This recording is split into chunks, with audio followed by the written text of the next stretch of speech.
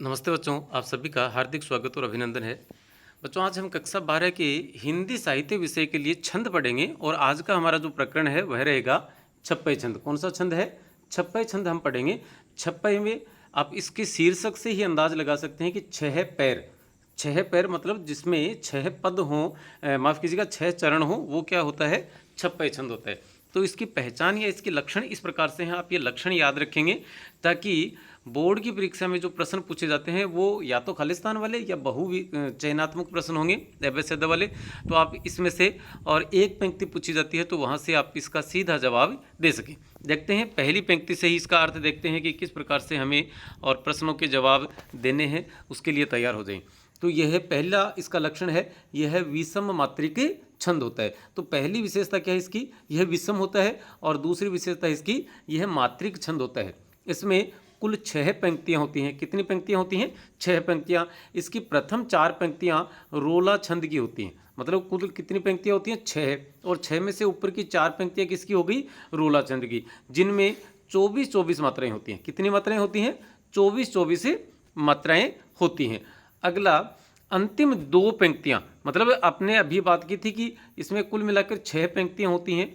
तो ये 4 पंक्तियाँ तो हो गई रोला छंद की, और ये 2 पंक्तियाँ जो हैं वे उल्लाला छंद की होती हैं, जिनमें 28-28 मात्राएँ होती हैं। रोला छंद की प्रथम पंक्तियाँ या मतलब रोला छंद की पंक्तियों अर्थात प्रथम 4 में 11-13 पर यति होती है। कितने पर होती है? 11-13 पर, क्योंकि रोला छंद में मात्राएँ 24-24 मात्राएँ होती हैं। और उल्लाला छंद की अर्थात अंतिम 2 पंक्तियों में 15-13 पर यति होती है, अर्थात उसमें 28-28 मात्राएँ होती हैं। हम कह सकते हैं कि कुल मिलाकर इसमें कितनी पंक्तियाँ होंगी? 6 पंक्तियाँ होंगी। इन प्रथम 4 पंक्तियों में मात्राएँ कितनी कितनी होंगी? 24-24। अंतिम 2 पंक्तियों में कितनी होंगी? 28-28 मात्राएँ होती हैं।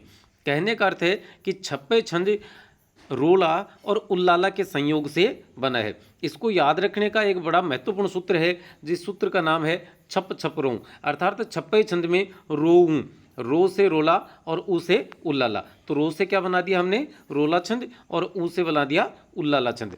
तो रोला और उल्लाला छंद का यह संयुक्त छंद होता है, जो कि रोला और उल्लाला से बना होता है।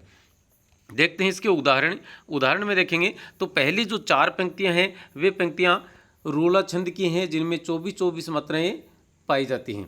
अब देखें, नीलांबर परिधान हरित पट पर सुंदर है, सूर्य चंद्र युग मुकुट मेखला रत्नाकर है, नदियां प्रेम प्रवाह है, फूल तारामंडल हैं, बंदी जन खग वृंद, शेष फन सिंहासन है। अगली 2 पंक्तियां जो हैं वे रोला छंद की हैं, जिनमें कि 15-13 पर यति होगी, अर्थात 28-28 मात्राएँ हैं। आगे लिखा है कि बंदी जन खग वृंद शेष फन सिंहासन है, ये रोला छंद की अंतिम पंक्तियां हैं।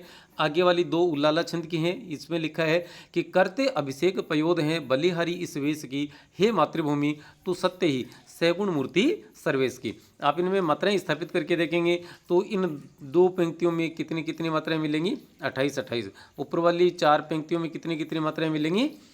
24-24 मात्राएं मिलेंगी।